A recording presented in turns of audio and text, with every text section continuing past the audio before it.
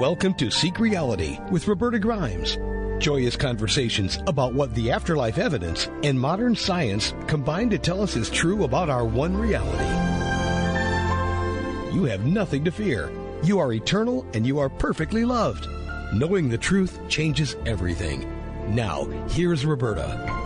Welcome to Seek Reality. I'm Roberta Grimes, and I'm so glad you're with us today. You know, most of what we talk about here on Seek Reality is the genuine reality that we all inhabit. Neither mainstream science nor mainstream Christianity has any real interest in studying what's true beyond their own narrow spaces of either matter-based stuff or old religious beliefs. And meanwhile, you and I are living in a vast and complex, genuine reality of which both what scientists study and what Christianity teaches are only tiny parts. So we have our work cut out for us, as you know.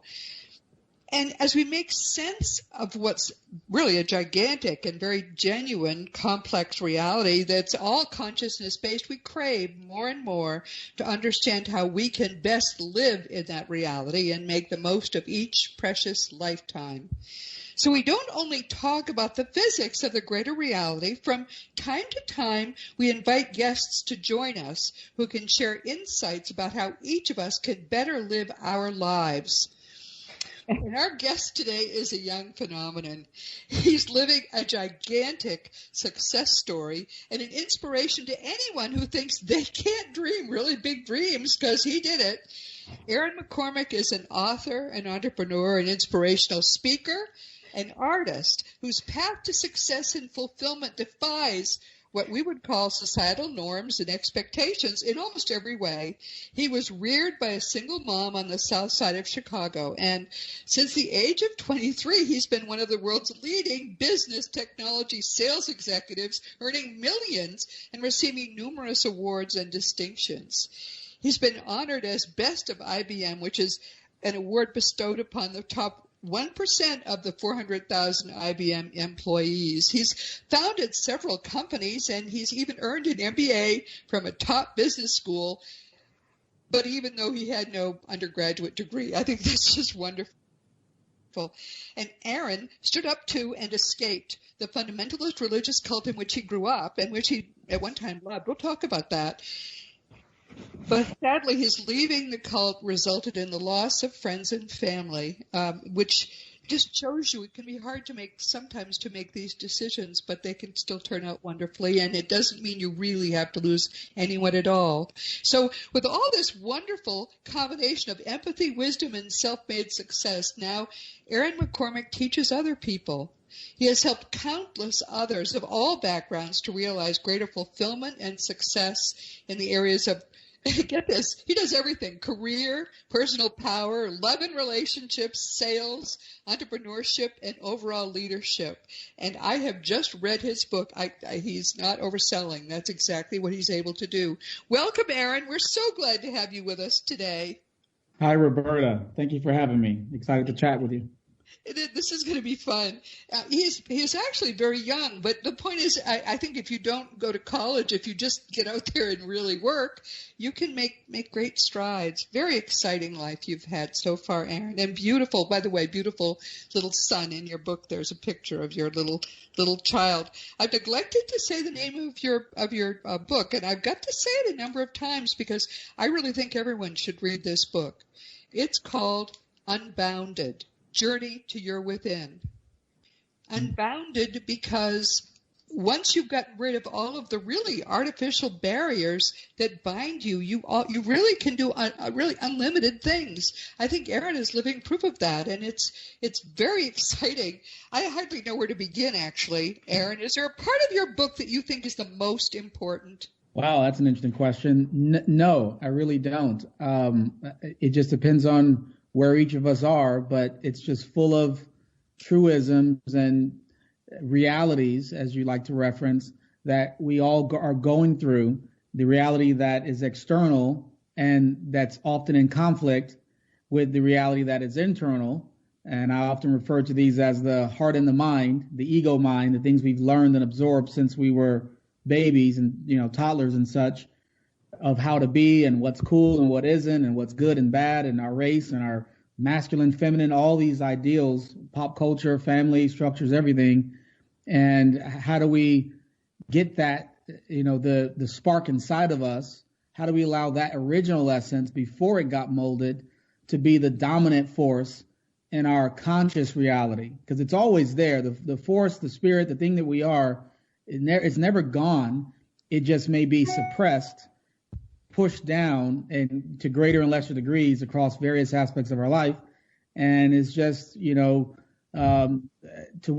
our fulfillment and, quote, success, which, by the way, should only be gauged by ourselves.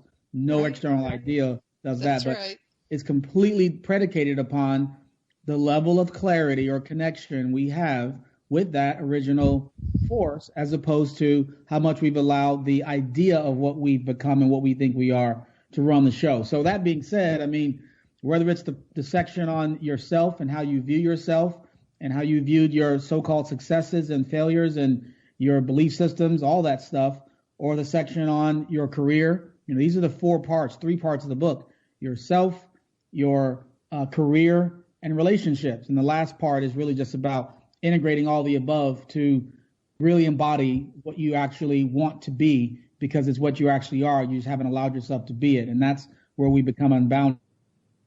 I think one of the I would defer to you. Go ahead.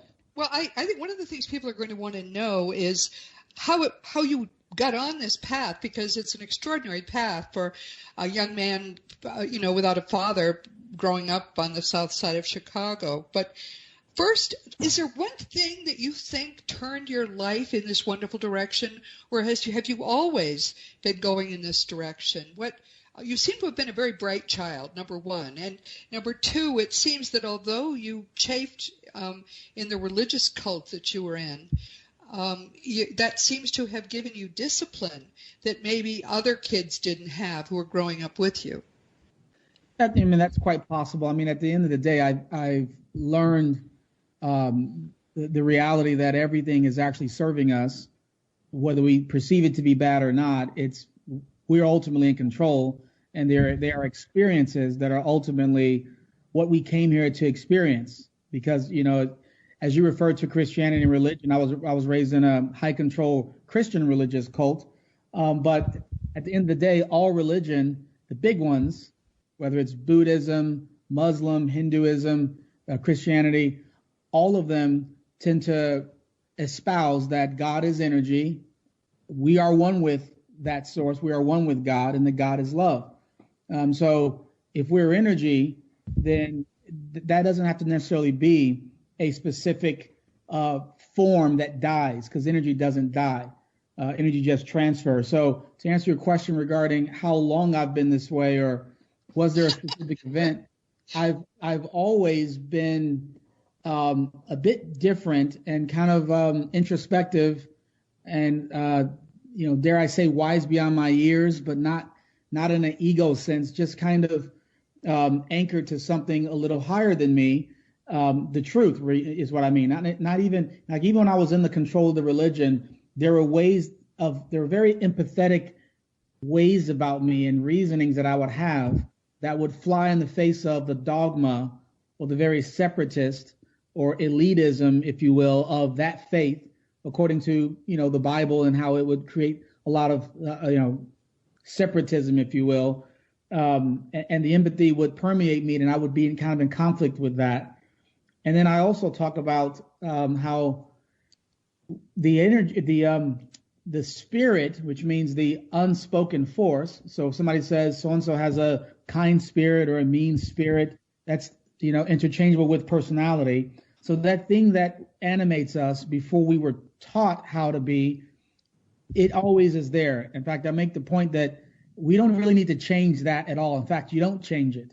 There is no changing your actual essence. It really just needs to be discovered. It's like peeling away the layers, or the binders, as I refer to them, which are all the known ways that we've allowed ourselves to become animated, motivated, biased, all these different things. So like in my case, of course, there were periods where I was not my authentic self, where I wanted to assimilate, or I was afraid of not fitting in. But I did that significantly less than typical, And as I look back on all the things that, it's funny when somebody reads a bio, it comes off like it's all great. Yes, like, right. All the high points. Right, exactly, the high points. Well, what made those points possible are a lot of perceived low points, perceived because they were scary, they were challenging. I was, making decisions that felt congruent inside, but resulted in an outward reality that was scary and, painful, challenging. But I needed that congruency inside, and I guess that's the only difference that I would really give for my journey and the average journey, so to speak, where I have all these sort of firsts, if you will, the first this or a unique that, or go against all these odds. And I wasn't trying to be a maverick. I was just, I guess we all have this choice. We all are wired to either chafe more at being at odds with external things, people, family, ideals, societal norms, expectations, labels, all these things. Either we chafe more at being at odds with those, so therefore we just fit in and assimilate, or we tend to have more of a problem with going against what we know is that unspoken force inside of us. And that was more me. So therefore, and that's, I believe that's really all of our challenges. We all have come here to experience the weight, so to speak, both physically, gravity, limitations, emotional, so-called dependencies and concerns and needs, because in our truest form, again, according to all religion, all science, all everything, we're just energy. In other words, we're one with God. Therefore, we are God. So in the other source, or in our different form, we're unlimited. So if you come here to get on this ride of human life, to experience limit and to experience weight and to experience dependency and all these forces that are vying, that are on you, but you still have a latent awareness of what you actually are. The challenge we all have is to integrate the two. Because if you ever try to be completely your God source, if you succeeded, you simply won't be here anymore. You would instantly poof and be back in the original source, and that negates the whole journey. At the same time, you don't want to be completely in this matrix, if you will, because now you have no power. You're thrown around by all the forces that are around you. So I think our challenge fundamentally is integrating, is being able to get more in touch with our true self, our true essence, and our connectedness to each other, love for ourselves, appreciation, all these things through real awareness, cause and effect to show you that, and while also still experiencing the duality, the pain, the hot, the cold, all the things that come with being a human. I want to ask you some specific questions that I sort of jotted down as I was reading, but first I just want to make a point to listeners. One of the things that we talk about a lot here is spiritual growth, because that's the reason we come into these bodies to begin with.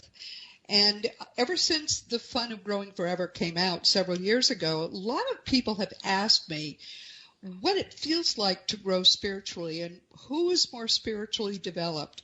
Because of reading this book and seeing how Aaron has reacted to so many of the things in his life, I think he is a very good example of someone who probably came into this lifetime at a higher vibration than most people. That's why he's been able to have such a successful life, and he understands so many things that many people with his background would not understand, and frankly, most of us wouldn't understand, certainly at such a young age. But to read his book is to see how people who are vibrating at a high level naturally react. And that, thank you for that, Aaron, because I try to explain it to people. It can be difficult, but that's what you're doing. Sorry to make you blush, but that's what you're doing. It is showing people how it's possible to be at a very high vibration and actually be very, very financially successful too, although you seem to disparage that. Well, I naturally tend to disparage it because we're generally duped into making that the end all. And, yes. And that tends to be the focus. And That's right. Ironically, on my Instagram, since I was a child, I've always loved cars. It's been a hobby of mine. I knew their stats when I was 4 or 5 years old. So I've had everything. I've had 130 something cars, expensive ones, cheap ones, silly ones, exotic ones, everything. and it didn't matter the cost. No matter how much money I may have at a given point, I'd have a cheaper car that I thought was fun, and so on. Anyway, the point is, I was sharing on Instagram because I would look at Instagram a lot just for back then, this is maybe 3-4 years ago, just to get ideas and just doodle on cars and see what I might want to get next. And I decided, maybe I should share some of mine. And maybe somebody will get some ideas. I'll post some pictures, but that didn't last very long. I quickly went from sharing of cars to profound points, very introspective points, very empowering, truths, as well as acceptance. And eventually I would be getting messages from otherwise very masculine men, even guarded folks that maybe aren't even as expressive with people they're close to. And they would message me saying things that, that implicate or that say they thought they were coming for the cars, for the eye candy, if you will, for the physical thing. But what they realized they benefited most from were these broader points of introspection and expansion and love but set to very real terms that people can relate to. So in that sense, I was a bridge, so to speak. So whenever the topic of money comes out, it's always in its proper context with me. And it's kind of a pet peeve of mine when I see culture around us training our youth, especially young men, to be hyper driven and focused on money. Yes. Oh, yes. You're so right. I have a friend who's older than I am, and she said something which I thought was very wise. She said, we spend the first half of our lives accumulating stuff and the second half trying to get rid of it. And right. I think that's probably true. Yeah. You attribute, I should just say, Aaron is an extraordinarily successful salesman. And this is something which, if I hadn't been a business attorney, some of the first clients I had were manufacturers' reps. And yep. I saw what they did and what a wonderful life they had and how much they enjoyed it. And they made so much money. And I thought, I should never have gone to law school. That's a much better job than trying to be a lawyer, because it really is. But as you say, a lot of people think there's something wrong with being a salesman. You attribute your success to empathy and joy. Talk about that. Yes. Well, empathy, first of all, in business. And there's also a part where I equate sales to leadership squared. And in fact, I've started multiple companies. I have a very disruptive tech startup now that will change the way we do something immensely and create a lot of value, all that stuff. So I'm still on the fiscal journey as well. I still apply my intellect, but very much interested in connecting and helping and the artistic side. So like the empathy thing, Roberta, every form of business, whether you are the CEO, you're selling. If you're not even on a job, but you're at a cocktail event, that's right, selling, because the process of selling, really selling, is allowing the other person to purchase.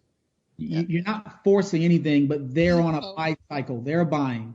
So opportunity. You're giving them an opportunity to buy, right? And to solve their problem is what you're doing. You're giving them an opportunity to solve whatever problem it is that they in your mind. Yep. Yeah, and it's their choice. It's their decision to buy. So they're really in control. It's your job to understand their buy cycle, their process. So your value, you're helping them, is in understanding how they will go about deciding what's going to be best for them and making that decision. And if you happen to have the thing that matches or that will deliver the value or experience that they're seeking, so be it. And that's a very different perspective than someone that is after their objective of the commission, of the quota, that's right, of the close. Yeah. And that is one of the things that has made me unconscious to myself at 22 years old, when I'm making $500,000 and my peers are 15 years older and got degrees and stuff, and I'm the one that's the number one rep.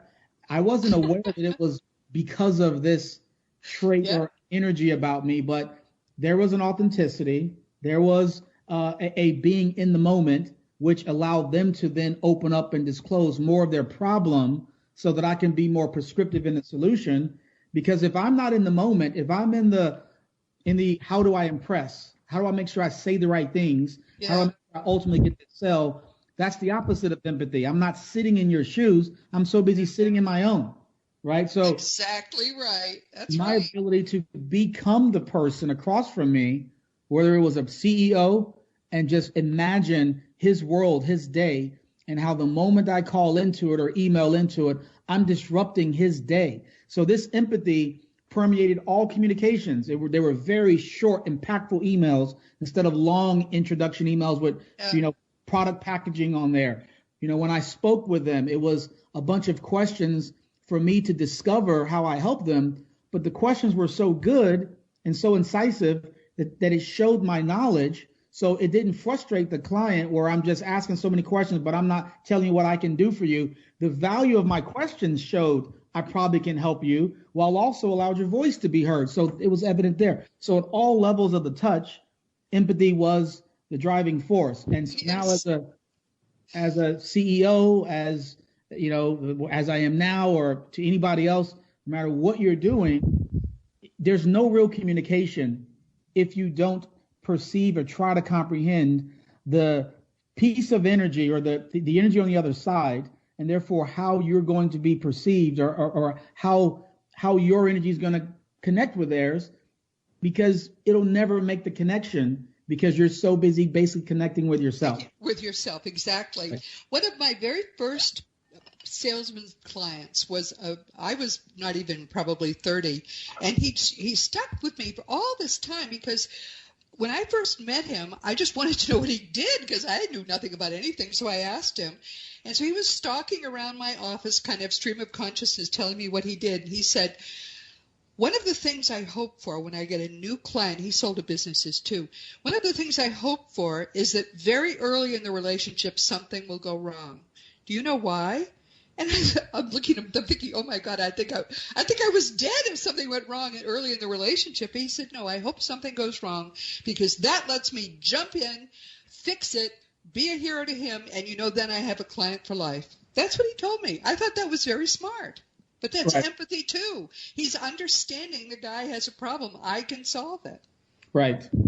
If you're here to serve, and again, so that's, when I see a lot of the social media and the general push to be aggressive and get up early and push hard and pull do what it takes to get ahead, so to speak. Yeah. I'm chafing because it's teaching our youth that it takes being ultra selfish. No, yes, instead of you're right. The intersection, instead of figuring out how you can serve, you want to serve yourself too, but we're relational beings and we're here to help. If you look at the toddler, children, babies, they obviously want to serve themselves first. Hence, any psychologist will say in a relationship, romantic or otherwise, you got to love yourself first. Like on the airplane, you got to put the mask on yourself first. Yeah, right. So it's okay to know what you want and need to serve yourself. That's healthy. But immediately after that, you look at these toddlers, they want to serve, connect with, help, assist another. And when their peer toddler starts crying, you immediately see them drop service to themselves. They'll stop playing with the toy. They'll bring the toy to the aid of the other one, or they will just focus on consoling. Yes. So right after self, we got to be trying to serve. And the problem is society has made us so focused on self and so focused on this idea of money and that money will create this abundant experience that we become so driven at that we drop and we forget the part about service to others, which is really a big half of our purpose for even being a human. And so we've left a huge portion of ourselves on the side of the road somewhere after we've become overly animated with, the pursuit of money. You have a lot to say about joy in Unbounded. Talk about joy. So joy, similar to what I just discussed, is I believe it is the culmination of the two reasons we're here: service of self, service to others. When there's something that addresses, even if it isn't directly the service to others, this broad purpose of connectivity, oneness, nurturing that we all naturally have, that's where joy tends to abound. So like, how's that different than happiness? Happiness is an immediate emotional experience. You know, if I get on a roller coaster, I may giggle and smile. I'm happy at that moment. I go fast in my Lamborghini. There's some exhilaration at that moment. Joy is where I am experiencing nature and loving the planet, and therefore that through energy affects others as well. I am experiencing familial love, relationships, a family or a friend, or I'm creating art in some way. And what I define as art in some parts of the book is anything that raises the vibration of another.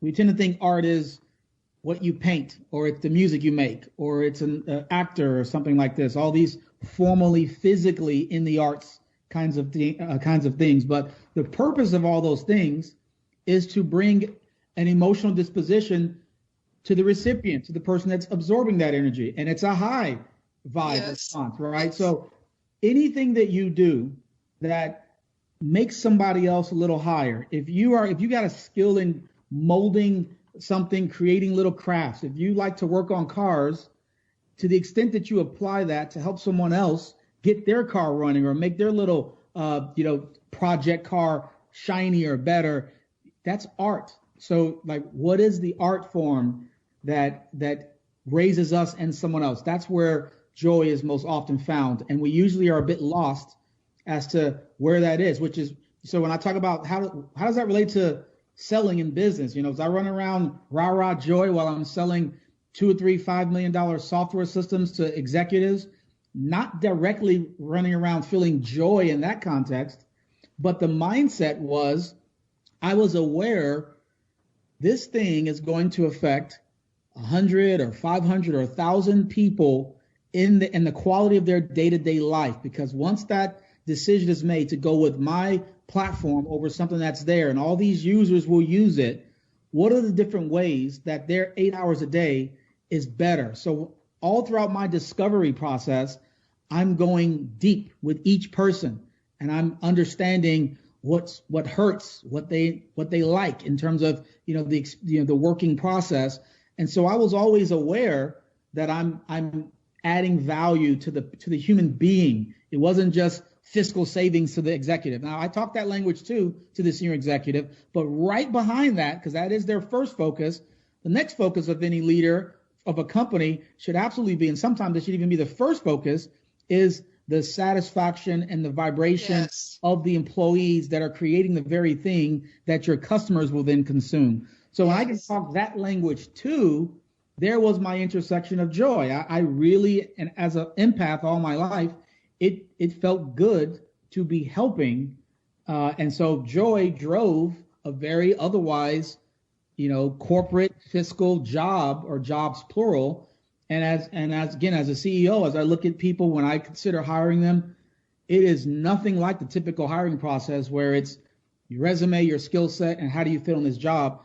There is a bunch of energetic sort of qualification fit for the job. Meaning if myself and my team can't determine that the job that you are going for is a natural fit with your essence, so it's an accounting position, it's a secretary position, pick any kind of job. If we can't detect that you kind of have that way about you, whether you're in that job or not, it's natural to you, and that it doesn't really feel that much like work, because you, maybe as a secretary, you love to have a bunch of things that you're juggling at once, that you thrive in that situation. You personally like to be in that situation. In your personal life even, you're a fit.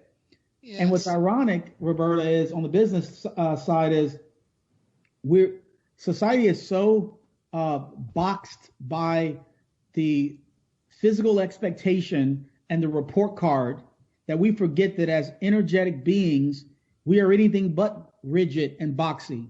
We are actually can become anything. We're very fluid. So I would much rather have that.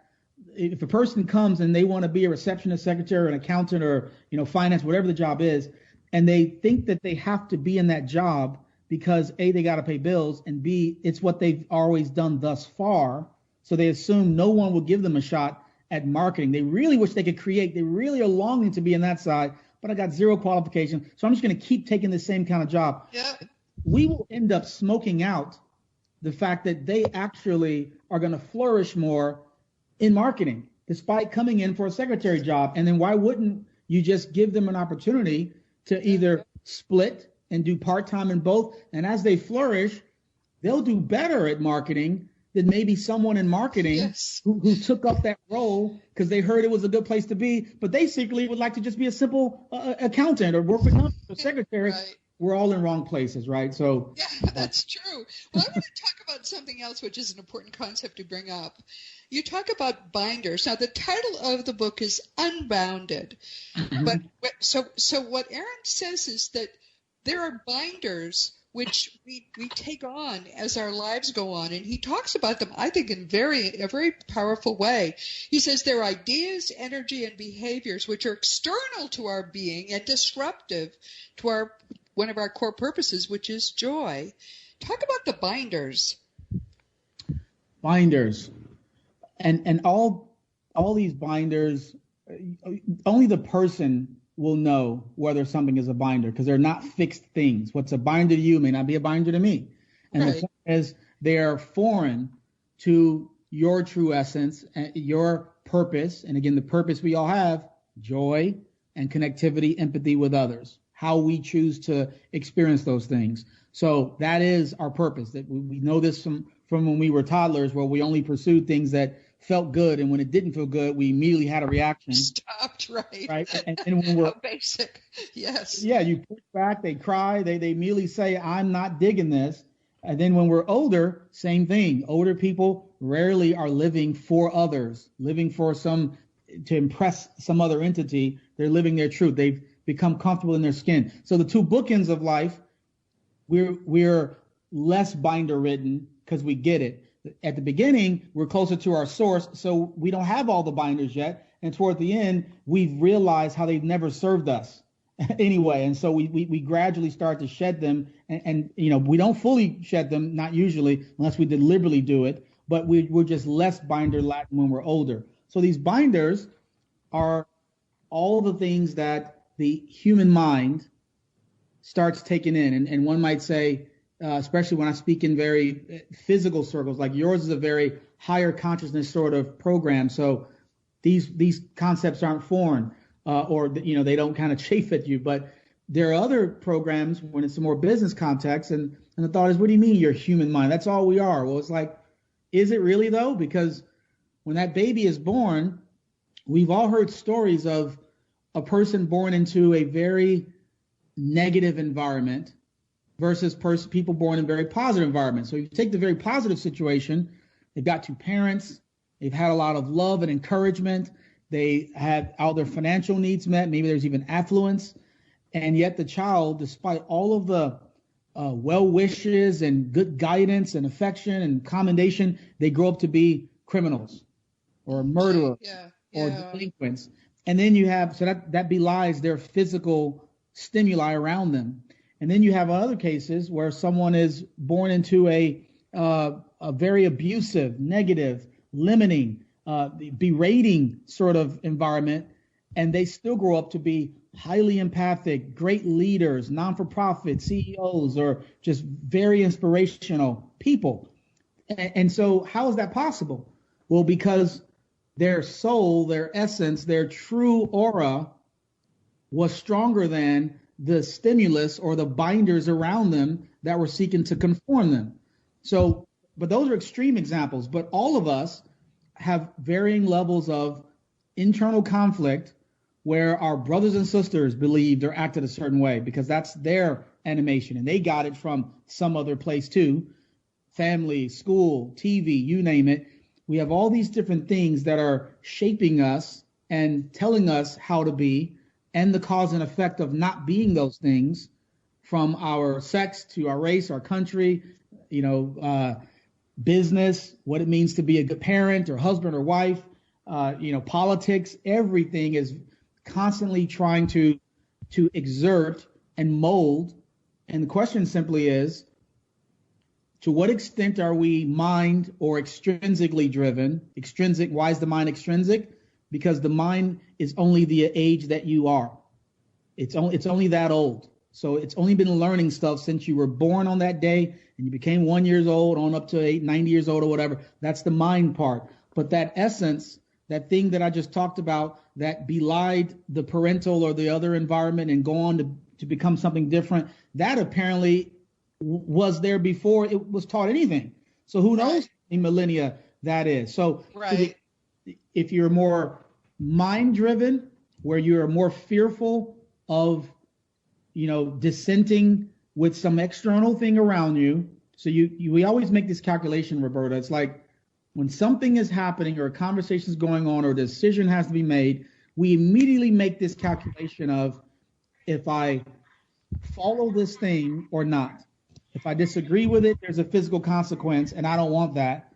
Versus if I disagree with myself, there is no physical consequence. I just kind of chafe a little bit inside, but at least I don't, have a confrontation, or at least I don't lose my job or have to end the relationship and have to start all over. So we all tend to take what we think is the easy route, when in reality it becomes the harder route, because we become laden with all these untruths to ourselves. And then we wonder why at 30, 40, 50, mature adult life, our life is not exactly in the energy or space that we would wish it to be. Aaron, you say some things about the binders concept, which really struck me. One of the things you say is this: what often binds us is fear of displeasing other persons or entities, fear of failure, shame, the need for acceptance, the lack of awareness of our self-contained wisdom and power at a soul level. Now, everybody listening, that resonates with all of you, doesn't it? Because it certainly does with me. And I found that I could not do the work I do now until I got rid of every one of those binders. So no truer words were ever spoken than that, Aaron. I mean, what you're saying is absolutely true. You've got to get rid of all these things that are extraneous to you. And then you can live your own truth without any adulteration at all. That is a very profound teaching. Yes, and it's really a simple one. The simple, actionable thing is don't live with internal conflict. Don't accept internal conflict. You have to get your peace. You have to be whole within before you can become whole without on the outside. So if you think you're going to fragment yourself, suppress yourself, and dilute the true thing that you are, and you're going to somehow get to abundance, it will elude you. So even if you dilute yourself and say, I hate this job, but it's going to make me really, really rich. You may get rich. You may get promoted. You're going to grit your teeth the whole time, but you're going to get rich. Yep, that's right. And if you get there, you will have lost so much of you in the process. You'll be happy. Further from your abundance. That's so true. Or you will never attract the money, because you can't attract abundance when you're so fragmented inside. So either you get it and you're damned, or you never get it and you're still damned. The point is, you got to become congruent within, or there is no abundance. Yes, absolutely right. Now, you teach people this, right, on an individual basis or in small groups, or how do you teach this? Well, the book, first of all, got launched during COVID, right at COVID. So that was good timing. So there's not a lot of formal teaching other than discussions like this. Obviously, the book itself. When the world comes back to normal, I'll do corporate speaking and I'll help wherever I can. But throughout my life, I've been, and this is why I decided to write the book. People would bring things to me, all kinds of issues, small, big, but profound to them at the moment. And I would never give them answers because, we tend to want validation. We tend to want an external thing that will appease our mind because our mind is what we think is governing everything. And the mind has to make sense. So to the extent that another person that we think we respect, or just a volume of people say it's so, our mind says, good, then it must be so, then I can sleep with this. When in reality, you already have all the answers that will go with you or not go with you, and you know what the truth is for you. But society generally hasn't worked that way, because we're told we're supposed to get married or get rich or be straight or be this kind of animation. I mean, all these different things we're supposed to be. So we're not used to following this invisible, sometimes illogical force that kind of won't give us peace until we learn how to listen to it. So I was always one to ask these questions that helped people do just that. They would get their own epiphanies, and then they would know the absolute truth for them is this. And they would put things to bed or put things to closure that previously they couldn't do. And it was all because of a question that I might have asked that was a simple question, but they didn't think to be honest with themselves and ask it. So I just said, okay, so I love seeing people being their most powerful, happiest self, because I know we all are infinitely powerful and we all are one, but we all have this idea that some of us are different colors or heights or nationalities. Some of us are better than others or richer or whatever. All that crap is nonsense. And so I'm like, how do I, in a very macro way, allow more people to look into their own mirror so that they can become more of what they really are in the first place? And so that was that's how the book came about. Before that, I was, and I was doing this on an ad hoc basis, randomly here and there, but I was a business guy. I was just leading at companies and selling and stuff and creating businesses. And oh, by the way, these kind of profound things were also happening. And so I finally decided to write a book and kind of step more fully into the process of sharing and relating with people. One of the things that's terrific about this book, everyone, is that I teach what Jesus taught. All I try to do is help people understand what Jesus really came to do, and it does very efficiently raise our vibration. But what Aaron is doing is teaching the same principles, but he teaches them without any religious or authority figure overlay at all, which to me is very important to a lot of people. I hear from people almost every day who say, I feel real bruised by Christianity. Is there some other way I can do this? Well, yeah, you can go to India and become a Hindu, but no. What's a good, simple, effective way to raise your personal vibration? And Aaron, you've never, I don't think, been in this field, but you speak the lingo very well. You understand the principles of negative vibrations and positive vibrations very well indeed, better than many people do. And then you teach how to actually raise your vibration. I just love that. Yep, and that was really the goal there. It wasn't the I guess verbalized conscious goal. It's just the desire was to help as many as possible. Religion can be very triggering. Yes. Religion is very fragmented, and having been raised in a fundamentalist Christian religion, which is basically means taken to its very literal, obey to a T, you basically it would be a cult because yes. There are yes, it was a cult. You're absolutely right for what you say about it. It was. Yes, I mean if you're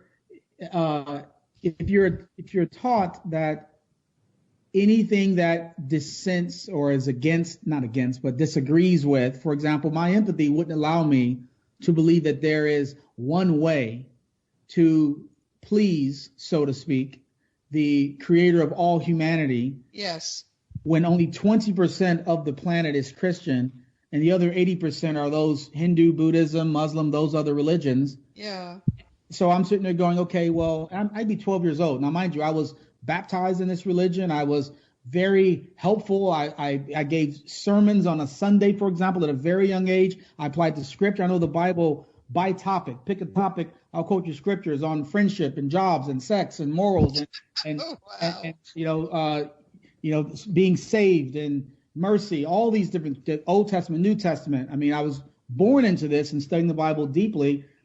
So I'm sitting there going, the empathy inside of me, even while knowing all this, and while the Bible is saying this is the only way, it's Jesus and that's it, and if you are fornicator or homosexual, et cetera, you're not going to be in God's kingdom. There's a lot of very strongly divisive things. And it's even worse than that, Aaron. There are more than 40,000 variations of Christianity. Exactly. You got to pick the right one.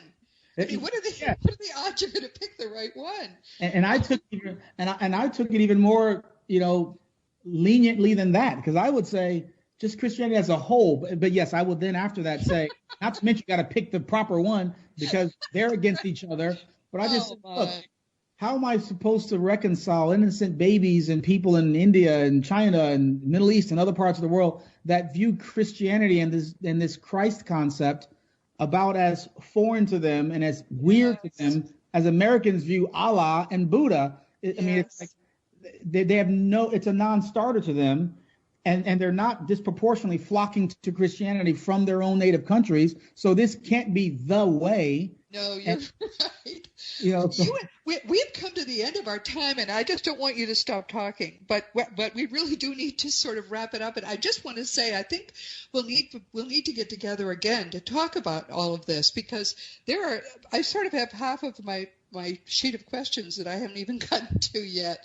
I so enjoy what you're doing with your life. I think that for you to have learned so much, grown so much, become so really spiritually powerful, and then to teach it, that is going to be a fantastic, fantastic gift to the world. I'm so glad you're doing all of that.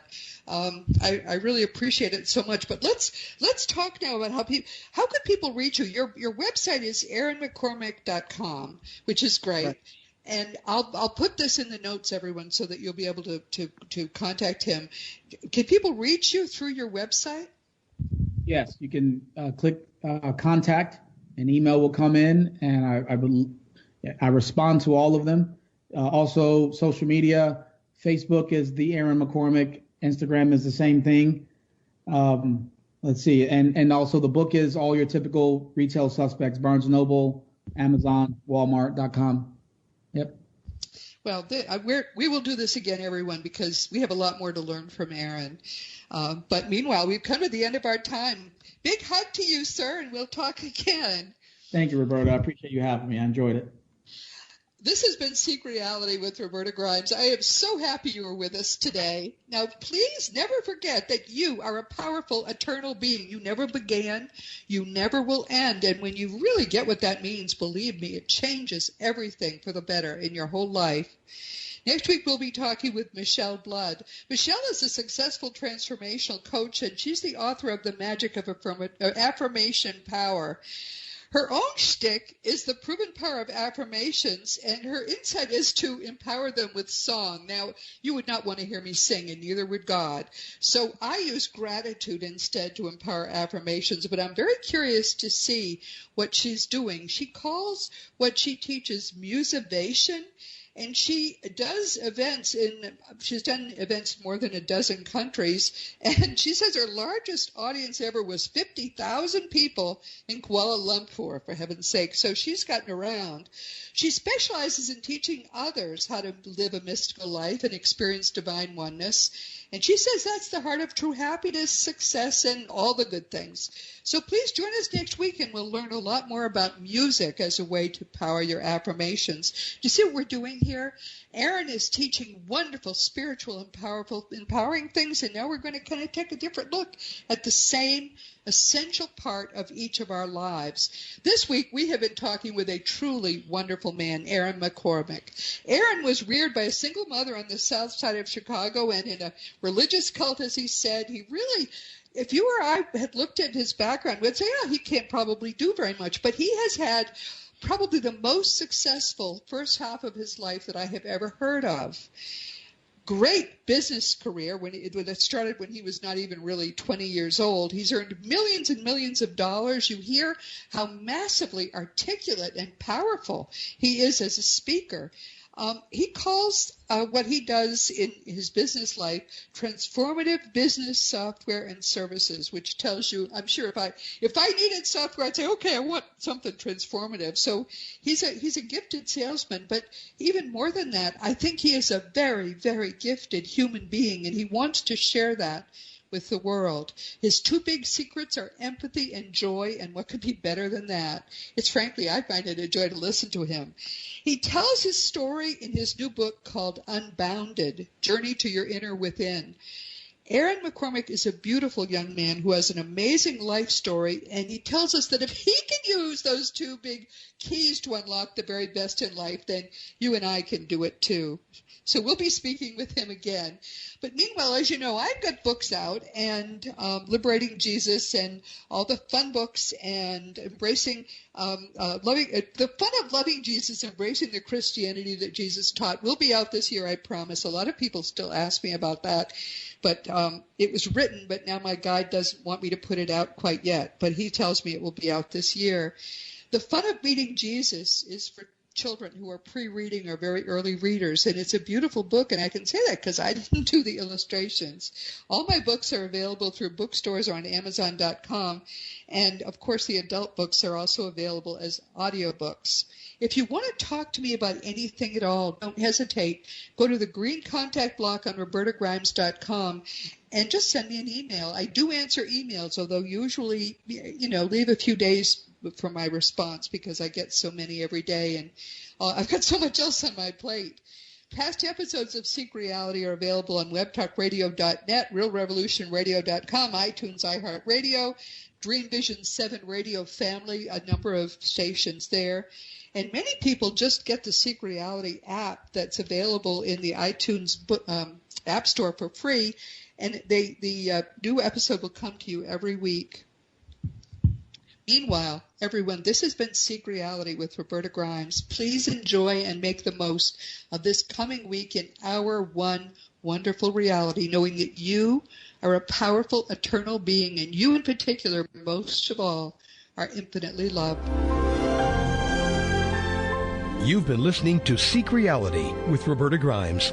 Roberta blogs and answers questions at robertagrimes.com. Join us every week as we explore what the afterlife evidence and modern science combine to tell us is true about the one reality we all share. Knowing the truth changes everything.